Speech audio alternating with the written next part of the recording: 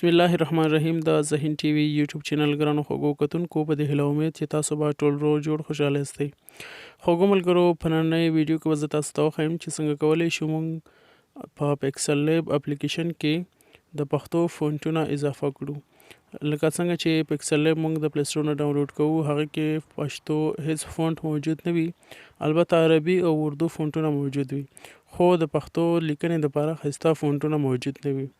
نو خوږو ملګرو په نننۍ ویډیو کې ما تاسو ته داسې یو فایل چمتو کړی دی. په ویډیو کې به زه تاسو ته وښیم چې هغې سره به موږ پښتو ښایسته لیکنه او ښایسته کوم غواړو موږ یا عکس کې لیکنه وکړو نو ښایسته ډول به ډیزاین کړو. نو خوږو ملګرو راځو ویډیو شروع کوو. د ویډیو شروع کېدو نه مخکې له تاسو یوه وړوکې هیله کوم که چېرته تاسو زموږ یوټیوب چینل نه وي سبسکرایب کړی، هغه در سره ضرور سبسکرایب کړئ، ورسره څنګ کې د بیل نشان ووهئ او بیا په آل باندې کلیک وکړئ. دا ځکه چې کله موږ نوې ویډیو اپلوډ کوو د هغې نوټیفیکیشن تاسو ته زر تر زره ورسیږي. خوږو ملګرو تاسو به ما تاسو ته په ډسکرپشن کې یو لینک اچولی دی. د هغه لینک تاسو به هغه لینک کلیک کړئ او هلته به تاسو دغه کوم فایل چې دی زیپ فایل دی هغه به تاسو له هغه ځایه ډاونلوډ کړئ.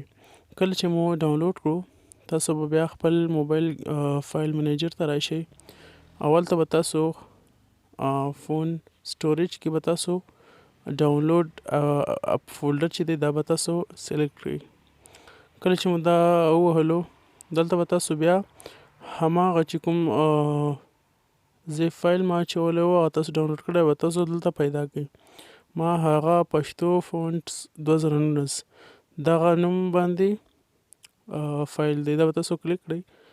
کله چې مو کلیک کړو دلته به تاسو دا ان ایکسټراکټ کړئ. صحیح ده. کله چې مو ایکسټراکټ کړو دا ان زیپ شو، یعنې دا موږ ته دا فایل خلاص شو.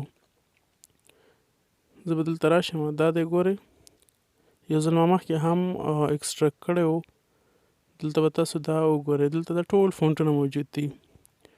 اوس غواړو دا څنګه موږ پکسل لیب ته راولو. تاسو به پکسل لیب اپلیکیشن را خلاص کړئ. اوس دې ته اړتیا نشته چې تاسو پښتو والا پکسل لیب ډاونلوډ کړئ. نو دلته چې کله تاسو دا خلاص کړو دلته تاسو راشئ، په دې لیکنه به تاسو کلیک وکړئ. زه یو لیکنه کوم، هغه بیا زه دغه کوم فونټ ورته اضافه کوم.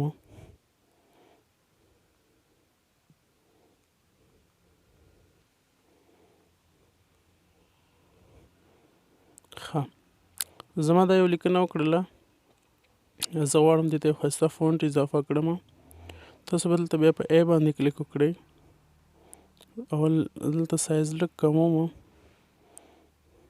تر څو ښه معلوم شي.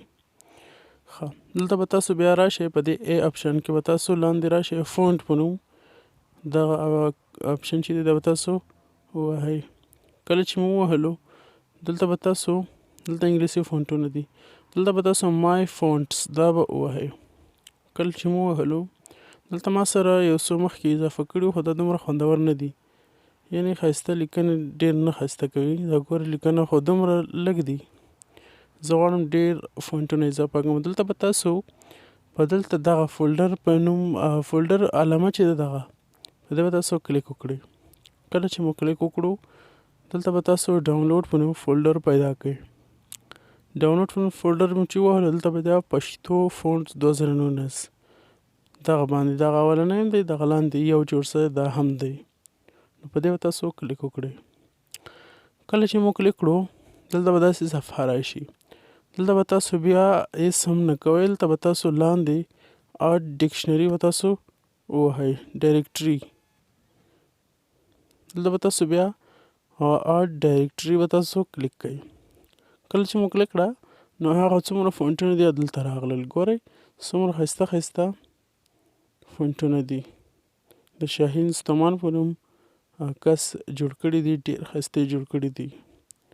نو خوږو ملګرو په دې هیله چې ویډیو مو خوښه شوې وي، تر بلې ویډیو مو په خدای سپارم.